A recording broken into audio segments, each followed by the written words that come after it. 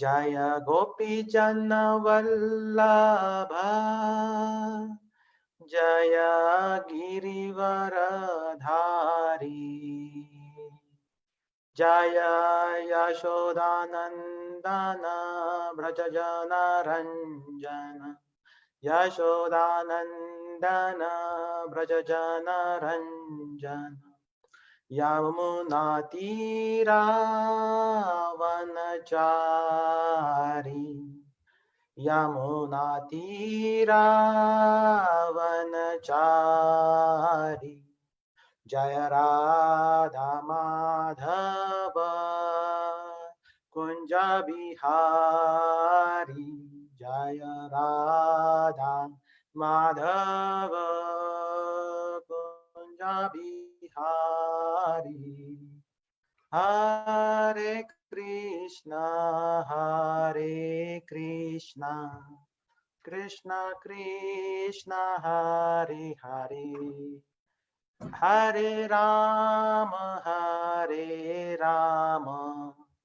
राम राम हरे हरे हरे कृष्णा कृष्णा कृष्णा हरे हरे हरे राम राम राम हरे हरे हरे कृष्णा कृष्णा कृष्णा हरे हरे हरे राम राम राम हरे हरे निताय गौर प्रेमानंदी हरि बोल. All glories to Srila Prabhupada. All glories to Bhaktarunda. Hare Krishna. Thank you everyone for joining Bhagavad Gita class today. I am grateful to everyone who is on the call. Prabhuji, you are saying something? Okay, sorry. I request the blessings of His guest Pyari Prabhuji and Her Grace Jiva Mataji, as well as all the Bhaktarunda who has now here on the call for this Bhagavad Gita class. So before we start the verse, we will first sing the prayers.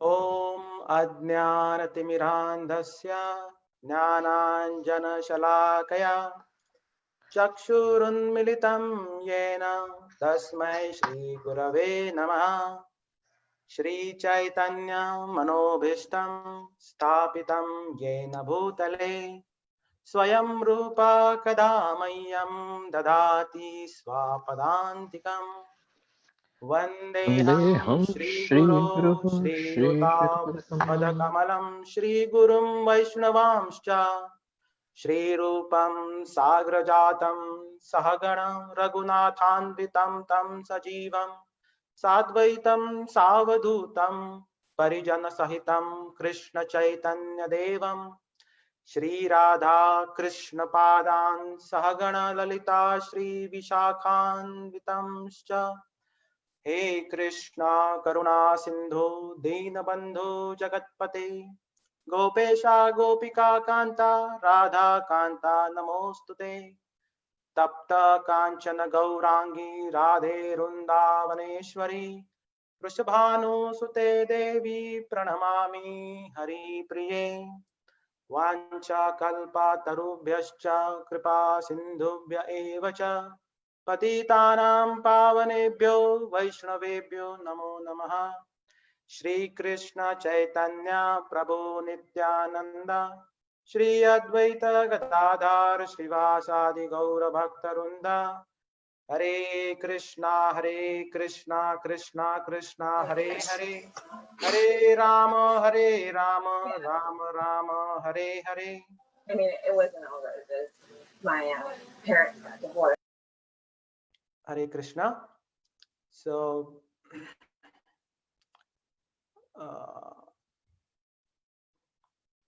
so today we will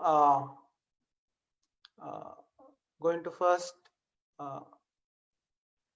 sing the the shloka, that is Bhagavad Gita, chapter 12, verse 10. I am going to share my screen as well, so we can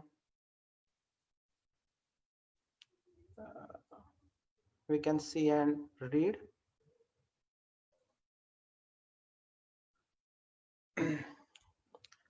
Okay, so I will read first the whole shloka, and then I will ask Bhakta Runda to also recite again. Abhyase api asamarthosi matkarma paramo bhava mad artham api karmani kurvan siddhim avapsyasi. Abhyase api asamarthosi matkarma paramo bhava mad artham api karmani kurvan siddhim avapsyasi. Abhyase api asamarthosi matkarma paramo bhava madartham api karmani kurvan siddhim avapsyasi. Anyone would like to recite? Abhyase api asamarthosi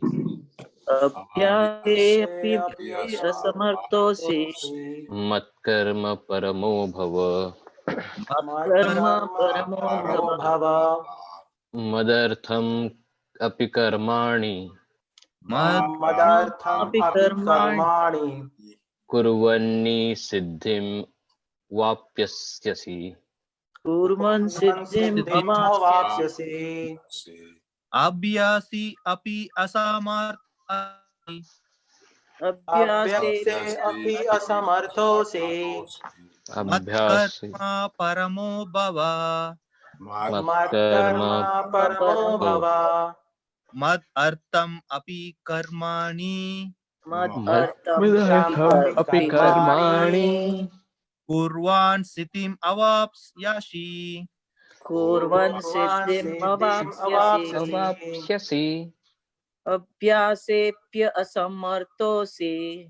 Abhyasepya asamarthosi matkarma paramo bhava mad artham api karmani kurvan siddhim avapsyasi.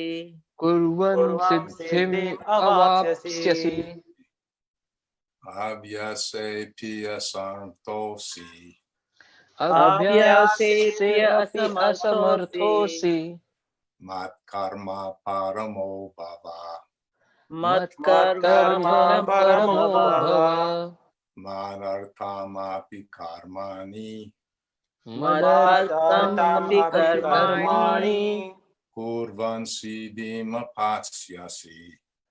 kurvan siddhim avapsyasi. Anyone else? Abhyase api asamarthosi Abhyase api asamarthosi matkarma paramo bhava matkarma paramo bhava madartham api karmani Madartham api karmani kurvan siddhim avapsyasi. kurvan siddhim avapsyasi. Okay. Anyone else?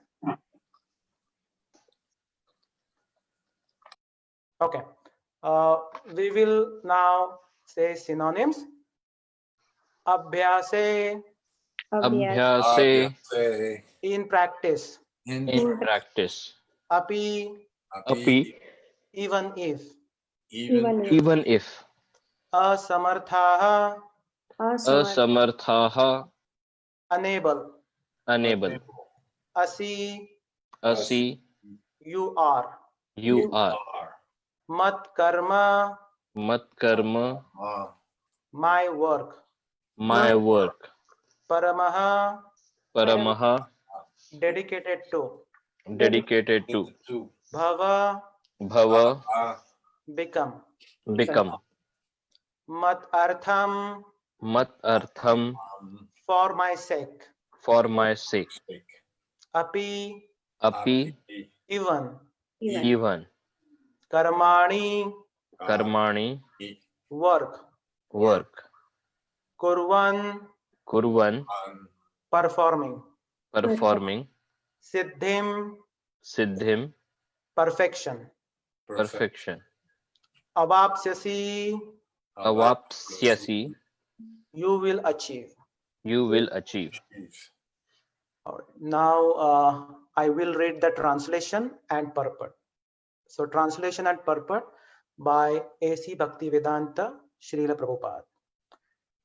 If you cannot practice the regulations of Bhakti Yoga, then just try to work for me, because by working for me, you will come to the perfect stage. Again, if you cannot practice the regulations of Bhakti Yoga, then just try to work for me, because by working for me, you will come to the perfect stage. Now I will read the purport. One who is not able even to practice the regulative principles of Bhakti Yoga under the guidance of a spiritual master can still be drawn to this perfectional stage by working for the Supreme Lord.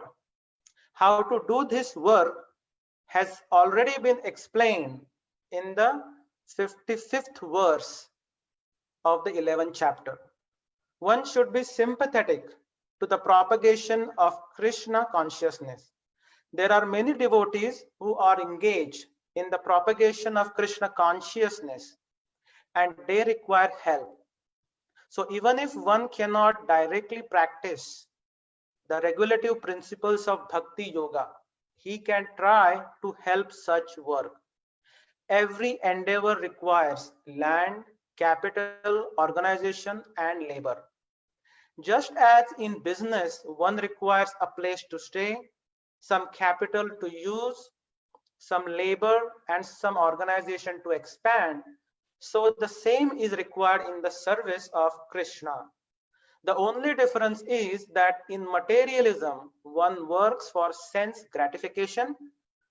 The same work, however, can be performed for the satisfaction of Krishna, and that is spiritual activity.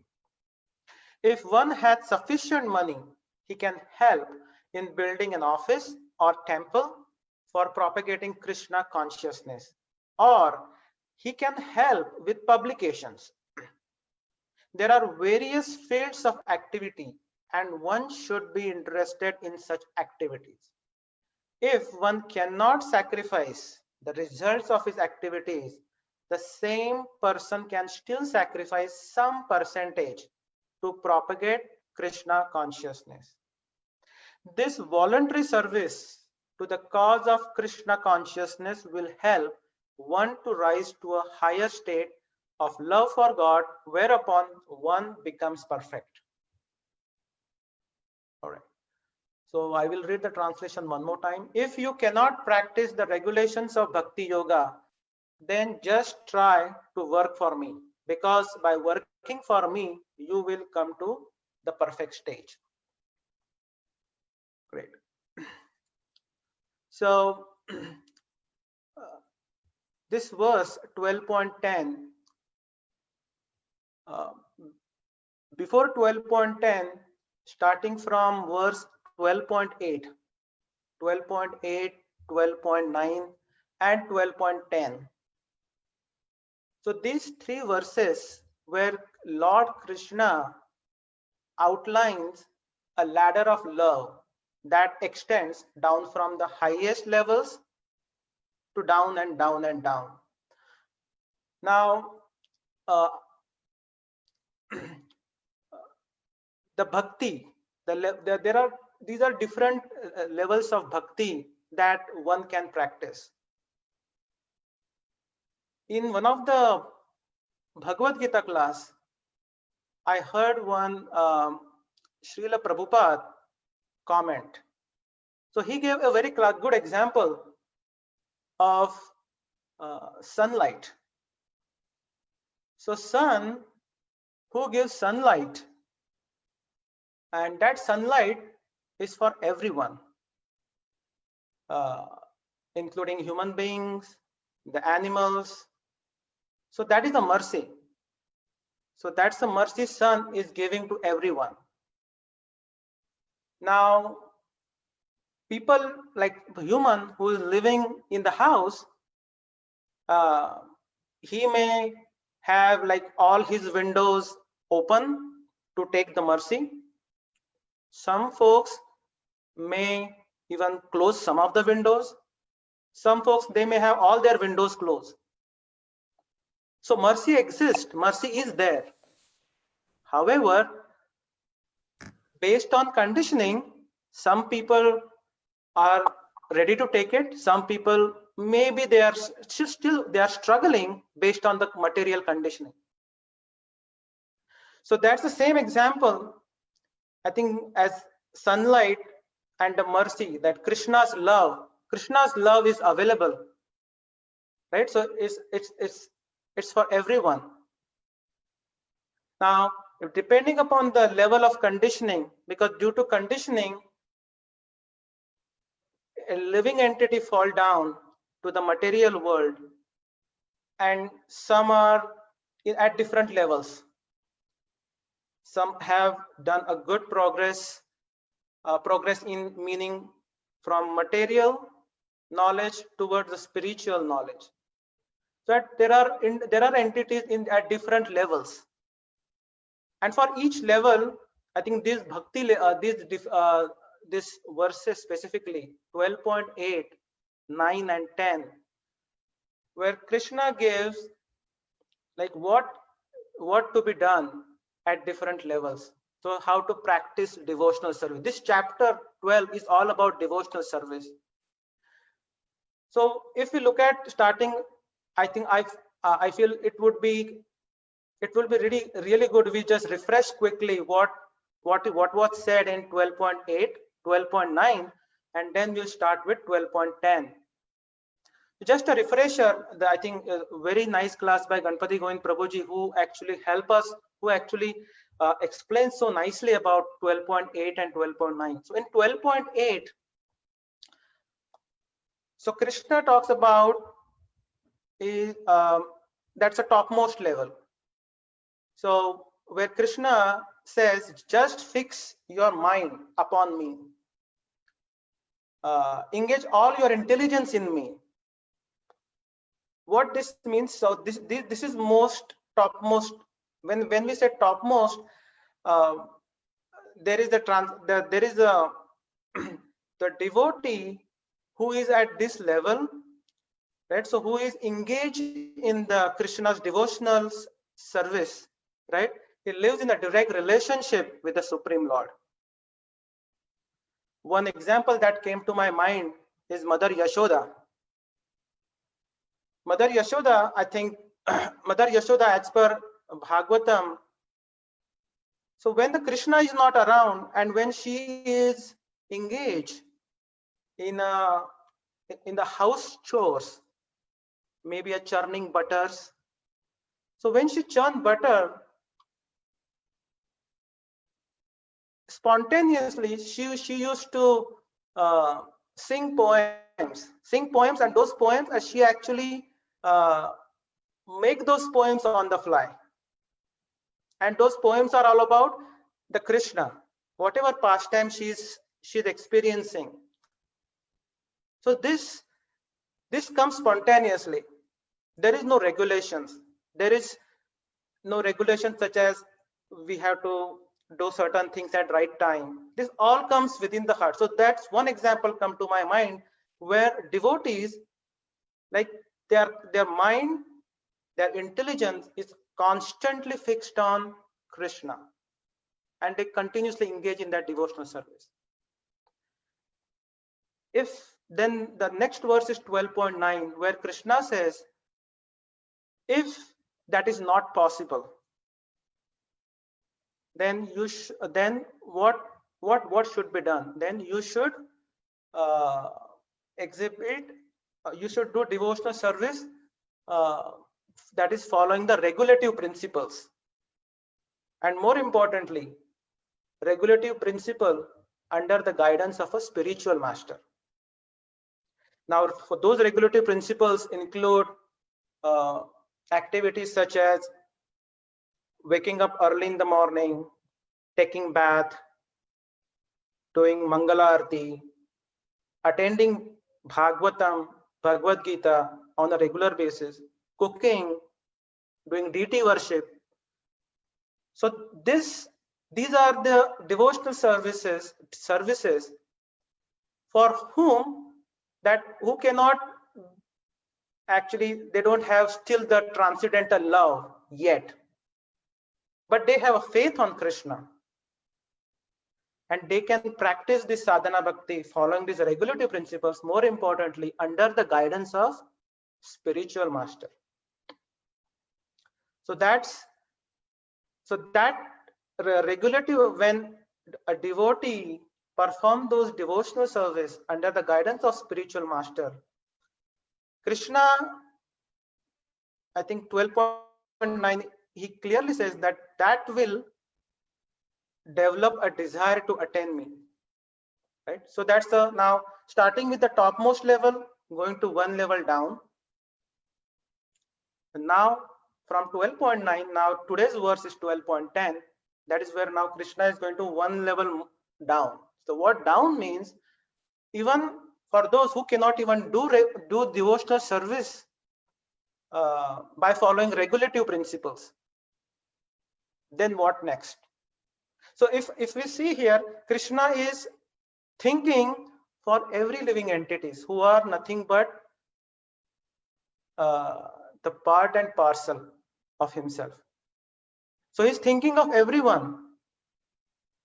He loves everyone. So that mercy. So that's why now 12.10 is who cannot do the regulative, who cannot follow the regulative principles. So let's I'm going to 12.10. So here it says, if you cannot practice regulations of bhakti yoga, then just try to work for me. Now here, if I look at the verse, it says abhyase api asamarthosi.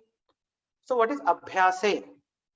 Now here it says abhyase, the word meaning is in practice. In this verse, if you go by word translation, you don't see anywhere bhakti yoga. But this abhyase, if you go back to 12.9, it says abhyase yogena. So that abhyase, that bhakti yoga, that's where this whole conversation is. Hence, in 12.10, this abhyase, this practice is in the context of that bhakti yoga. So abhyase api asamarthosi. Asamartha means unable. If you cannot practice, if you are unable to practice the regulations of the bhakti yoga, then mat karma paramo, mat karma. So what is mat karma? Means my work, means try to work for me. Now this is very interesting. Now mat karma, how there are two ways working for Krishna. One way is a direct way, and second way is indirect way.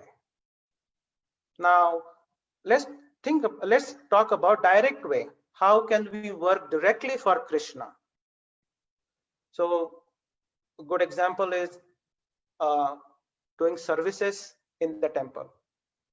Those could be cleaning services, book distribution services, going out to distribute books, preaching services, sharing the message of Krishna with your friends, family. Those are direct services. Now indirect services means the results of your activity, you offer it to Krishna. Now what that means, offering results of the activity? So for example, we go to job, or let's say we do business, right? So when you go to job, so what is the result is you earn money. Now giving that result as a charity to some temple activity, right? So that is nothing but an indirect karma, that is mat karma. So we learn about two types of karma: direct karma, engaging temple services, it could be temple cleaning, those services, and second is indirect, that is offering the results of our activities, that could be the charity, like the donations. So now in the donation, I was reading that Srila Prabhupada, he has I think if I'm especially in the Bhagavad Gita 16.3, Srila Prabhupada has mentioned in the purport, that is the wealth that we accumulate, that we should donate to the Krishna karma, that is any work, right, or anything, say for any temple activity. So that's how you should. And even Srila Rupa Goswami, even Srila Prabhupada has given a reference to what Srila Rupa Goswami, so how he has set the example by his own self. So what he has done after he retired, 50% of his accumulated wealth he donated for Krishna consciousness work. Out of remaining amount, 25% he gave it to family, and remaining 25% he keep it for himself, right? So that is one example, that what our Goswami Acharya had said. Now when it come down to us, initially we may have resistance, right? Or how 50%, 100%, right? But the whole, I think the idea is that desire to give and work for Krishna, right? So now this is the indirect. So it could be 1%, it could be 2%, but we should be actually doing this indirect work for Krishna, right? And even especially in this COVID situation, this is a very tough situation where people are suffering. They have there could be some challenging situation in their family, job losses, right? So in this tough situation, temples, even temple like us, we are actually helping. So helping is not like materially, but spiritually. Like you are reaching out to those individuals, you're calling them, you're offering books, right? So this is basically you're helping spiritually. So that work is ongoing. Now this is Krishna's work. We are we are reaching, we are giving the spiritual knowledge to those all people who are in distress, who need help spiritually. That's the real help. Now how can we help? Any help that we do to temple, for example, that is the indirect work, mat karma, right? So if I participate, or if I help temple in spreading that message to the people who are in need, it could be your family member, maybe in the same town, maybe in the next state, but temples are taking that next step. Oh, we want to deliver and provide that, the hope. What the real help is, the providing the spiritual help. So that is a indirect help. That is a Krishna karma. Now in this verse, in the purport, now I'm reading it says how to do this work has already been explained in 55th verse of 11th chapter. So that's where in that 11th chapter, in the purport, Prabhupada has explained in detail what that karma should be, mat karma, right? So that's where it gives a more better clarity to all of us. Where in the purport, it gives lots of examples. Like one example is, for example, one may be engaged in business, but to transform that activity into Krishna consciousness, one has to do business for Krishna. If Krishna is the proprietor of the business, then Krishna should enjoy the profit of the business. If businessman is in the position of thousands and thousands of dollars, and if he has to offer all this to Krishna, he can do it. This is the work for Krishna. Instead of constructing big building just for sense gratification, he can construct a nice temple for Krishna. So one should not be attached to the results of his work, but results should be offered to Krishna, and one should accept the prasadam as the remnants of offering to Krishna. So this verse 11.55, where Srila Prabhupada explained very nicely about how that inner consciousness should be, that all your external activities are streamlined towards Krishna's work. So there are two parts, one, your external activities and your inner consciousness.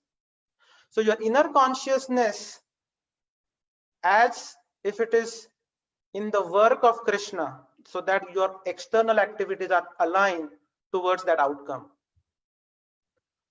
Another example that I'm reading from same chapter 11, verse 55. Any poor man has a certain amount of land in India, right? So that same poor man can even utilize that land to grow flowers to offer him. You can grow tulsi plant, because tulsi is beloved, is very important, and Krishna loves tulsi. I think in Bhagavad Gita, Krishna says, Putram pushpam phalam toyam. So Krishna desires, if one offers him leaf or flower or fruit or little water, the more important are that offering with the love, and that's where he gets satisfied. Now that leaf is especially refers to tulsi. So these are the examples of mat parama karma. So if I go back to the verse 12.10, where it says mat karma paramo. So mat karma means work in for me. So this actually helps us understand what Krishna, when say try to work for me, the direct work and indirect work.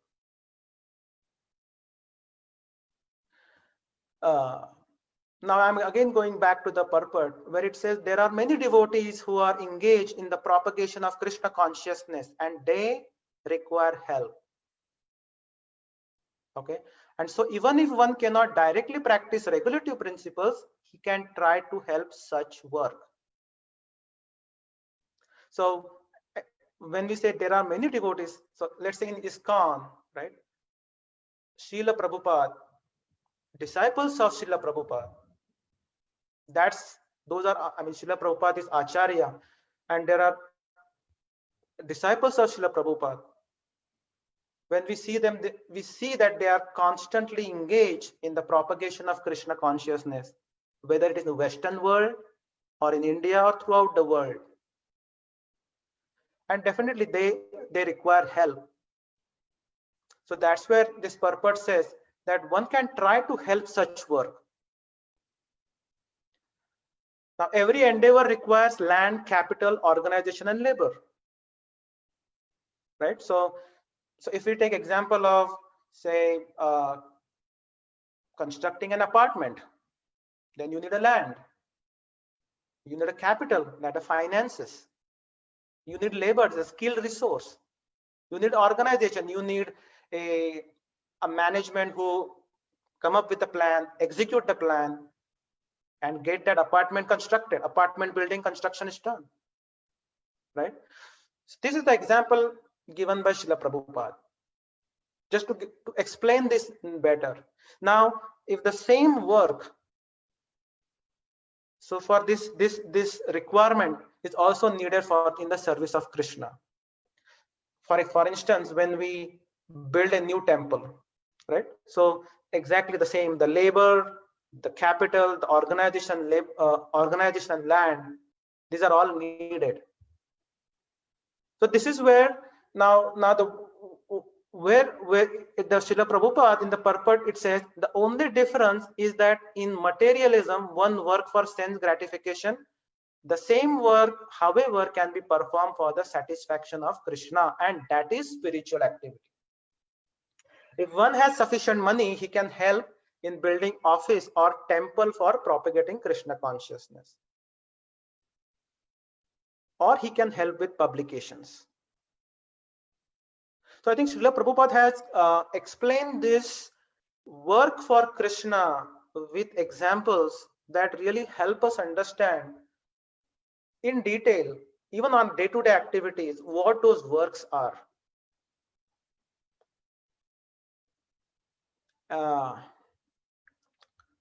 And then it says, if one cannot sacrifice the results of his activity, the same person can still sacrifice some percentage. So I think the point that we maybe a few minutes ago we talked about, example of Srila Rupa Goswami. He said the example what that distribution would be: 50% for Krishna consciousness, 25% for family, 25% for his personal needs, right? So if you cannot sacrifice entire results, then in this purpose says at least you should sacrifice some percentage, and that's where your growth starts. Initially you have that desire, okay, I will sacrifice maybe 1%, 2%, 3% as you progress on your spiritual journey.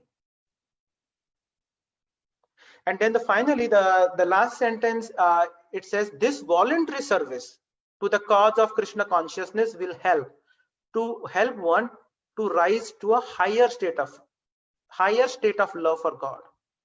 So this voluntary service is very important.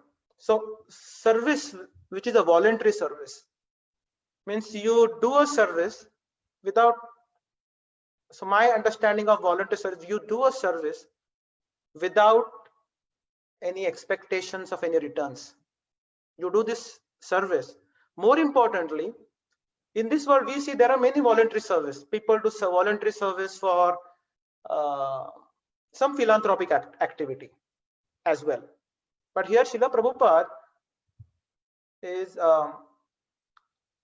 very specific about his instruction is the voluntary service to the cause of Krishna consciousness will help one to rise to higher state of love for God, and whereupon one becomes perfect.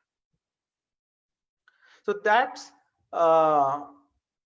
what the significance of the voluntary services in the cause of Krishna consciousness. So we talked about mat karma paramo, that is direct work and indirect work. We looked at the what kind of work we can do: temple services, then construction or helping work such as constructing a temple, right? Then we talked about charity. We looked at what our Acharya has done, how the distribution of wealth they have done. That become an inspiration for us. We may not be ready today to set 50%, but we can start with the small, and that eventually Krishna will actually give us, I would say, that the path how that will go. I mean, this is really applicable to people who cannot practice even the regulative principles, right? So this is for this 12.10 is. Then we talked about how in this current situation, the COVID situation, what work we can do for Krishna in this current situation, that we discuss about. And this verse, if I go back, talked about, I'm going to read the verse again. Abhyase api asamarthosi mat karma paramo bhava mad artham api karmani kurvan siddhim avapsyasi. Now the last line talks about outcome. What Krishna says, kurvan siddhim, siddhi. So if you see the synonym, the siddhim means perfection. You will achieve perfection, right? So when you work for me, that working for me will give you perfection. Now this word siddhi, Krishna has also mentioned in the verse Bhagavad Gita 7.3. In that Bhagavad Gita 7.3 verse says, Manushyanam sahastreshu kaschit yatati siddhaye yatatam api siddhanam kaschinmam vetti tatvataha. So I'll read translation 7.3. Out of many thousands among men, one may endeavor for perfection. And of those who have achieved perfection, hardly one knows me in truth. So here Krishna says, like many thousand men, only one, not only just one, he's really giving that proportion. Out of many thousand, one may endeavor for perfection. And out of who have achieved perfection, hardly one knows me in truth. So here Krishna talks about siddhaye. So this siddhi is a perfection. This particular verse actually represents the quest for the spiritual perfection. Because siddhi as a word, if we see in the context of material, there are material siddhis too. But in this 12.10, this whole verse is about devotional service. So here the word siddhi is in the context of spiritual perfection, and we should not read it in the context of material perfection. So this Krishna's instruction is pretty clear. Work for me, and we can see the same. I think a very good example in Bhagavad Gita. Arjuna. Bhagavad Gita 18.73. 80.73. Let's look at that verse where Arjuna, I read the translation, that my dear Krishna, O infallible one, my illusion is now gone. I have regained my memory by your mercy. I am now firm and free from doubt, and I am prepared to act according to your instructions. So if you see here the last line of the verse, Karishye vachanam tava, Karishye, I will execute, I shall execute. Vachanam, order, tava, your. So Arjuna, so what this says, that Arjuna finally he accepted to fight, but he said, I'm prepared to act according to your instruction. Meaning he's working for Krishna. He's gonna fight for Krishna. So this is, I think, the one example that we can meditate on, that how Arjuna, right? He's also devotee of Krishna, where he act as per Krishna's instruction. So again, going back to mat karma parama bhavo. So that's where we see a good example by Arjuna in Bhagavad Gita. That's a devotion. And in this particular verse, we looked at that Krishna says, you work for me, and by working for me, you will come to perfect stage. So if this particular verse is also very important from our sadhana bhakti perspective. Okay, so sadhana bhakti meaning when we are working, even if we are doing working externally, but your inner consciousness I think that's where we need to make sure that our inner consciousness is focused on Krishna. I think we talked about that a few minutes ago, that our activities that we do externally, it could be activities, anything, but our focus, that outcome of that activity is for Krishna.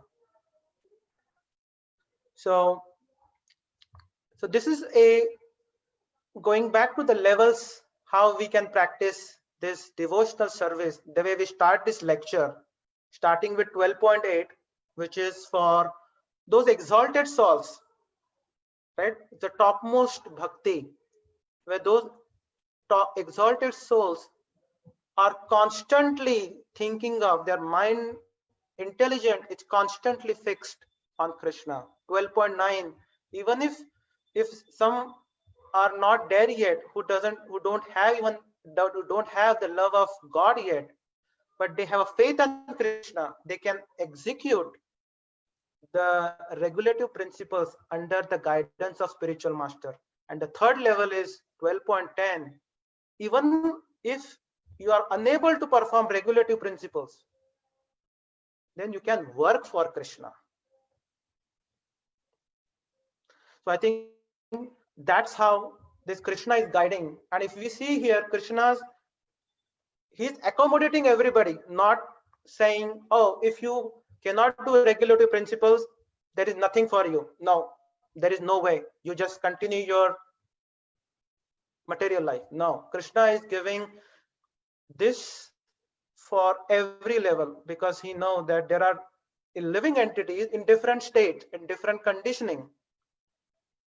And that's where we see how merciful, how accommodative that Krishna, Lord Krishna, for his amshas. Amshas means living part and parcel, jivas is. So I think with this is what I think I would like to conclude from my end, and I would like to ask Bhaktarundas who are on the call, if you have comments, your own reflections, or any questions, let us know.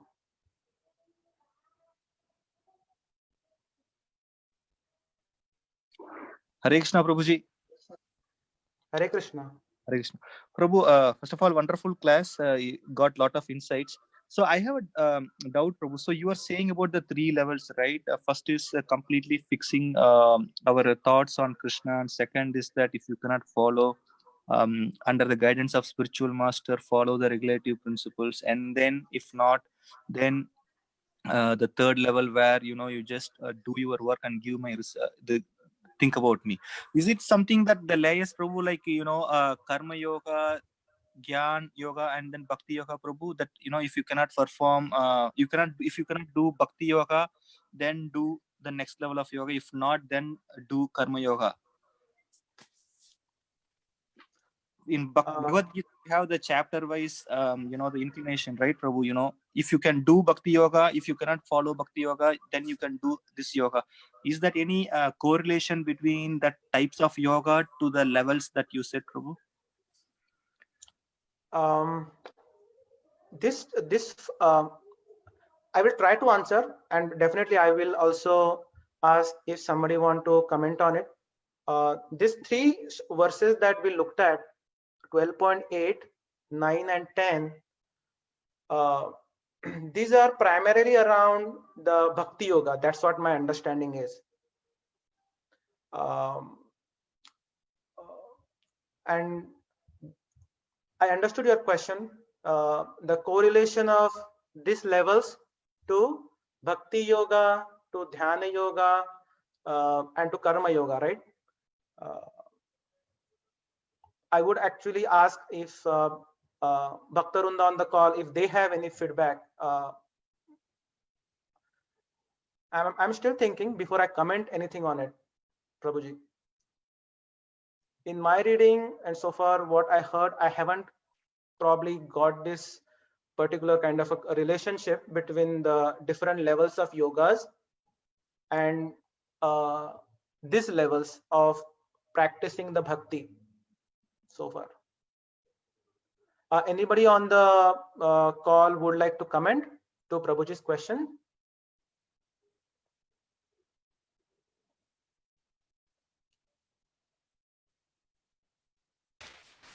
Well, I'm going to try saying something. I think it's a good question. I don't think it applies so well though, because the first one is, yes, Bhakti Yoga, always think of Krishna. And you're doing everything for Krishna, because if you're always thinking of somebody, you're doing everything for them. The next one is, if you can't do that, follow the regulated principles. So that's not Jnana Yoga. Jnana Yoga is more philosophical. This is some practical things you do with your body, or what you don't do with your body. That's the regulated principles. So I don't think that would be Jnana Yoga. But then the next one does sound like, you work for me, but that could be Karma Yoga too. So I don't see it, I don't see where Jnana Yoga fits in, but it's nice to, that. Yeah, sorry, Prabhu. Yeah, it's not a Gyan Yoga. Yeah.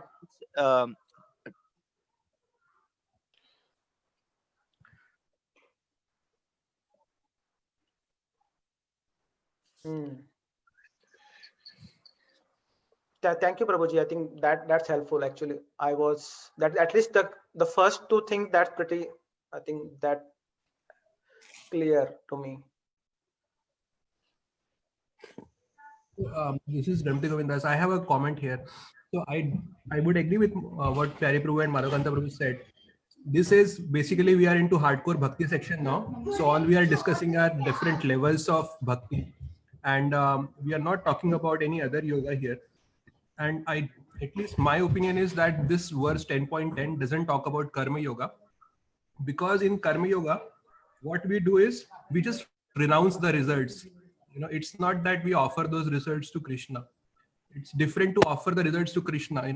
One thing is to renounce the results, and the other thing is to offer them to Krishna. These two are two different things. So here what Krishna is saying is, offer the results to me. That is another third level of bhakti that Krishna is talking about. But whereas in karma yoga, we do not necessarily offer it to Krishna. We just renounce it. We can offer it to anything else. We just don't accept it for ourselves, those results. So that is a difference. So I don't think there are any correlations here with Dharma Yoga and Jnana Yoga and Ashtanga Yoga. This is purely Bhakti Yoga that we are talking about here. There is the last level that Krishna talks about here, just do something for some good cause. Yeah. Last level he talks about, that gives a hint of Karma Yoga. Yeah. That at least this verse 12.10, I don't think it really talks about Karma Yoga. I have a question for Ganapati Govind. You said Karma Yoga, you're not offering the results to Krishna? We are not necessarily offering it to Krishna. We are not accepting it for ourselves. We are renouncing the results.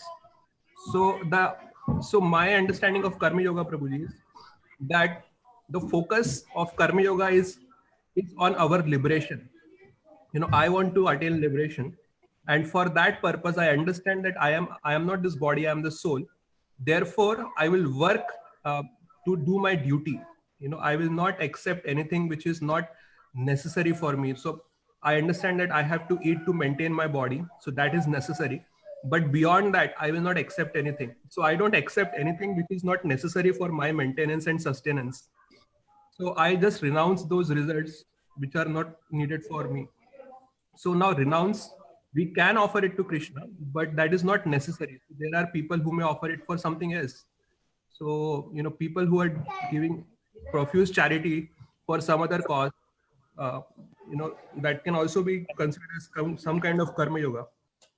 So, Then the goal of that karma yoga is to just gain good karma. That's it.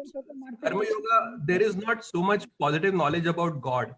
The focus of karma yoga is that I want to liberate myself from this miserable condition. I am not the body, I am the soul. Therefore, I should work for my soul, not for the body. That is the focus. Whereas Bhakti Yoga, we work to please the Supreme Lord.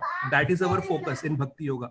We don't care about liberation, and we don't care so much about how much pain or pleasure I am getting in the service to the Supreme Lord, but whatever gives pleasure to Lord, that is what I want to do. That is the focus in Bhakti Yoga. Where But is how that? can you get liberation with that kind of karma? What's that, Mataji? How can you get liberation with the kind of karma you just defined? So basically there are two parts to liberation, Mataji. One is that I should not be attached to anything. That is the first. Second, so that is what the focus of Karma Yoga, you know, I should not be attached to anything. So from there, if you see the progression that Krishna talks about, so Krishna also talks about that Karma Yoga alone will not, liberate you. So therefore you have to go higher from there. So therefore in the 6th chapter, he talks about Ashtanga Yoga. So he talks about the one way is to do Ashtanga Yoga. And from there, Arjuna rejects that. If you see in the 6th chapter, first 2 to 3 verses, first Krishna talks about first you have to free yourself of material desires by following Karma Yoga. And then you can come to Ashtanga. And then Arjuna says that this is not practical for me. Tell me something different, which is practical. Then Krishna talks about Bhakti Yoga. And then Krishna says that actually to perform Bhakti, you don't need to come through Karma Yoga. You can directly come to Bhakti Yoga. So that is the progression that goes from, 3rd chapter onwards. So you can look at those verses in the 6th chapter where Krishna first talks about that first you have to be free from material desires, first come to material equanimity. So therefore basically be detached. So by following Karma Yoga, you can be detached. And then he talks about Ashtanga Yoga. And later towards the end of the 6th chapter and towards the beginning of 7th chapter, he introduces Bhakti Yoga as another way to achieve liberation. So there the focus completely changes. He says that, not so much of the detachment from this word, but attachment to the source of the word, which is Krishna. So that becomes the focus from there onwards. Okay, that makes sense. Thank you. Thank you, Prabhuji. I don't know exactly where, which I got to find it, but Prabhupada says that Karma Yoga and Bhakti Yoga are like the same. Because Karma Yoga leads to Bhakti Yoga. Yeah, that is right, Prabhuji. What? They're very similar, but not exactly same. So we can discuss it, but I just told you what is my understanding about Karma Yoga. And but I agree with you that Prabhupada do say that it is very similar, Karma Yoga and Bhakti Yoga, but not exactly similar because he asked us to do Bhakti Yoga, not Karma Yoga. But I got the understanding that Karma Yoga teaches more detachment, but Bhakti Yoga is not just detachment, it is also attachment. Yeah, exactly. So how can they be the same then? As Pyari and Jiva pointed out. I mean, if Prabhupada said that, it must be, but in what way? My understanding is that further when you purify yourselves by getting detached, further when you progress further it automatically the path merges into bhakti. That is the understanding that I got, but I could be wrong on that. I'm going to give you my understanding, which may or may not be correct, but it was answered, many, many years ago by a devotee, and I was satisfied with it, whether it's right or not. But that karma yoga and bhakti yoga. Bhakti yoga, you do whatever Krishna wants. You offer the results to Krishna and whatever he wants. Whereas karma yoga, you do what you want and offer the results to Krishna.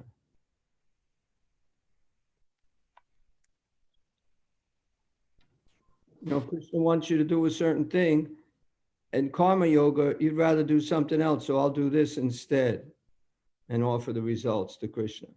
Hey bro, we can read the verses again of Karma Yoga that Krishna he talks about. My understanding is that he's just trying to tell us that don't be attached to the results, be detached from the results. But he doesn't necessarily say that offer the results. But in Bhakti Yoga, he's saying that offer everything to me. So Karma Yoga, he says that renounce the results. Don't accept the results for your own sense gratification. Just renounce it. But we can read that again. I mean, we can go back to those verses later, not now. We don't have time much, but I think it starts from the 3rd chapter, the Karma Yoga description. But to me, like detaching yourself from the results and not offering it to somebody, whether Krishna or not, is Exactly. You can offer it to Devi, you can offer it to some other demigod, you can offer it for Mm. hospital, school, So whatever.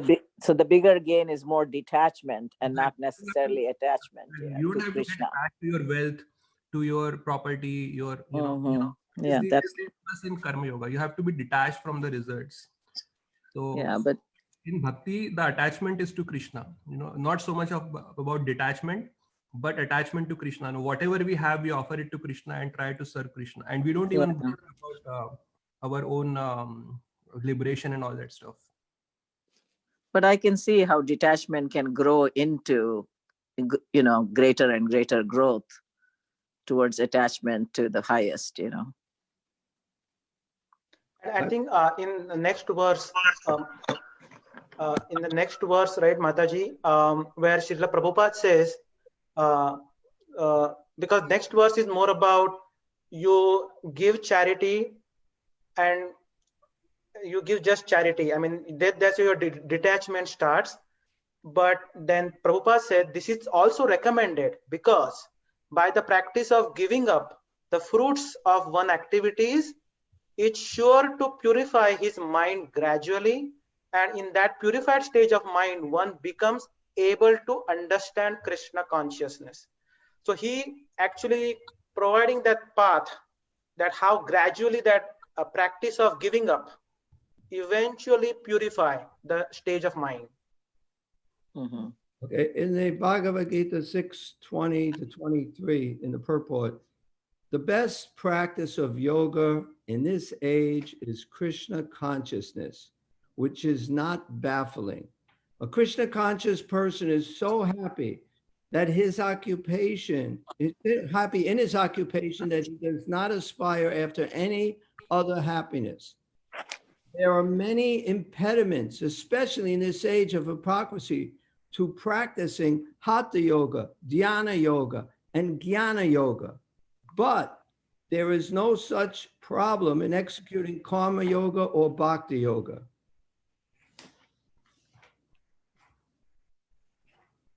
So they're putting Bhakti Yoga and Karma Yoga, at least there's no problems in practicing those. Why, I don't know. And I think Prabhupada also mentions that Bhakti Yoga is the advanced stage of Karma Yoga. As Madhav Kanta Prabhu was explaining that we'll be giving the result, so that way we learn the art of sacrificing something. And if we do that sacrifice for Krishna, then it comes to the level of Bhakti Yoga.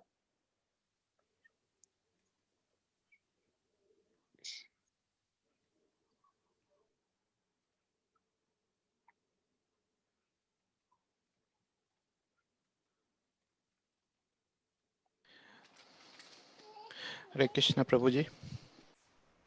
Hare Krishna. So, so I have just means what I understood from these 4 stages, right? So, just I mean, correct me if that's what my understanding is. Right? Krishna is giving 4 stages, okay, but I mean he's coming one step down. But what I understood that, right, that I mean even if you perform the lowest stage, the result is that we will come to the upper stage. It's not that from the performing the lower stage we can get the bhakti, or we will get a Krishna prema, or we'll get a liberation. The lower stage we are performing so that we'll go to the upper stage, because bhakti is the ultimate way to achieve Krishna, right? That's my understanding, right? It's not that, right? It's not that, right? If you are unable to perform bhakti, okay, just do this so that you will achieve me. It's not that. Krishna is not saying that. I mean, you will perform that so that you will come to the upper stage, so that finally you will come to the bhakti stage, so that you will reach me. Right. So, Prabhuji, I think that's what in the purport. I think next verse is one level down. And that's where Srila Prabhupada says, by the practice of giving up the fruits of one activities, one is sure to purify his mind gradually. And in that purified stage of mind, one becomes able to understand the Krishna consciousness. He becomes able to understand Krishna consciousness, right? Now, my understanding is probably in that lower level, you probably you will take more time, more years. I don't know, I mean, it could be years or maybe more birth time, I don't know, but more time to go up. Right. That's what my understanding is. The time factor will be higher to go up and up. Yes, that's correct, Prabhu. But ultimately, we have to come to the bhakti stage, the number one stage. That's what we need to achieve. Though we perform the lower stage, but ultimately the result you will go upper and upper, right? Yeah. Prabhuji, Prabhupada mentioned in one of the purport in Bhagavad Gita 10:10, when a person knows the goal of life but is addicted to the fruits of activities, he is acting in karma yoga. And when he knows that the goal is Krishna, but he takes pleasure in mental speculation, that is called Jnana Yoga. So he's clearly mentioning here that when the person is attached, then that's how he is called a karmi. So he's attached to his activities, fruits of the activities. Yes, I agree with that. The only thing I see, where's the yoga? If you're just attached to fruit of activities, you're a karmi. We call them karmis, but it's not yoga. Here's another thing. When we speak of yoga, we refer to linking our consciousness with the supreme absolute truth. That we all should know when we're talking about yoga. It's linking with consciousness with God. Such a process is named differently by various practitioners in terms of the particular method adopted. When the linking process is predominantly in fruitive activity, it is called karma yoga.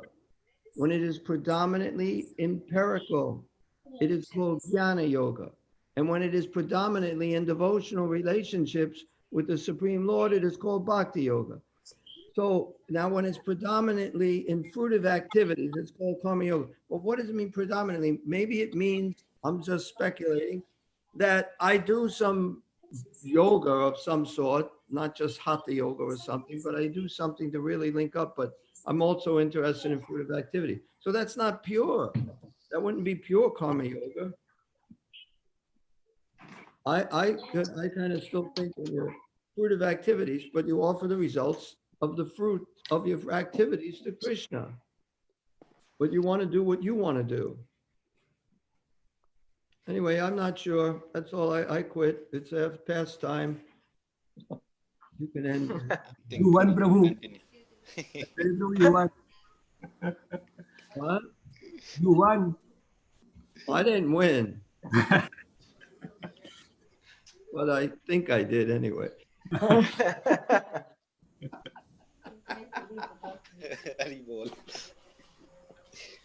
All right. Thank you so much. Thank you so much, everyone. Vanchakalpa tarubhyasya kripa sindhubhya eva cha patitanam pavanebhyo vaishnavebhyo namo namaha.